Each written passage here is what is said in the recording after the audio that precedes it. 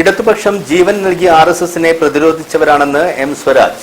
മന്ത്രി പി.എ. മുഹമ്മദ് റിയാസ് നയിച്ച ബേപ്പൂർ മണ്ഡലം LDF വികസന മുന്നേറ്റ യാത്രയുടെ സമാപനം ഉദ്ഘാടനം ചെയ്ത് സംസാരിക്കുകയായിരുന്നു അദ്ദേഹം.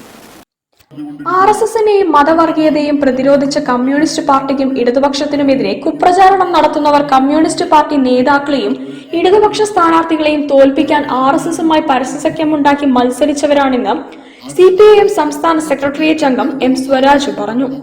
മന്ത്രി P.A. മുഹമ്മദ് റിയാസ് നയിച്ച LDF ബേപ്പൂർ മണ്ഡലം വികസന മുന്നേറ്റ ജാഥയുടെ സമാപന സമ്മേളനം നല്ലളത്ത് ഉദ്ഘാടനം ചെയ്യുകയായിരുന്നു സ്വരാജ്.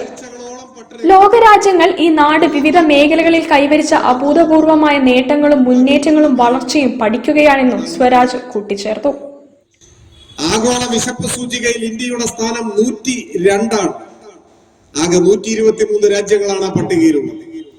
123 രാജ്യങ്ങളുടെ വിശപ്പ് സൂചികയിൽ 102ാം സ്ഥാനമാണ് ഇന്ത്യ. എന്ന് വെച്ചാൽ ലോകത്തിൽ ഇന്ന് ഏറ്റവും രൂക്ഷമായ പട്ടിണി നിലനിൽക്കുന്ന രാജ്യങ്ങളിൽ ഒന്ന് നമ്മുടെ രാജ്യമാണ്. ലോകത്തിൽ ഏറ്റവും കൂടുതൽ ക്ഷയരോഗികൾ ഇന്ത്യയിലാണ്. ലോകത്തിൽ ഏറ്റവും കൂടുതൽ കുഷ്ഠരോഗികൾ ജീവിക്കുന്ന രാജ്യമേത് എന്നേതെങ്കിലും പരീക്ഷയ്ക്ക് ചോദിച്ചാൽ ഉത്തരം ഇന്ത്യ എന്നാണ്. ലോകത്തിൽ ഏറ്റവും കൂടുതൽ മനുഷ്യർ ചേരികളിൽ ജീവിക്കുന്ന രാജ്യം നമ്മുടെ രാജ്യമാണ്, ഇന്ത്യയാണ്. പുഴുക്കളെ പോലെ ദയനീയമായ നരക ജീവിതം നയിക്കുന്ന മനുഷ്യർ, അതാണ് നമ്മുടെ രാജ്യത്തിന്റെ സ്ഥിതി. പൊതുസമ്മേളനത്തിൽ VKC മുഹമ്മദ് കോയ അധ്യക്ഷനായി. ജാഥ ക്യാപ്റ്റൻ മന്ത്രി P.A. മുഹമ്മദ് റിയാസ് സംസാരിച്ചു. A. സലീം സ്വാഗതവും KM റഫീഖ് നന്ദിയും പറഞ്ഞു.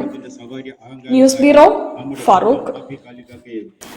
ജില്ലാ വാർത്തകളിൽ ഒരു ഇടവേള.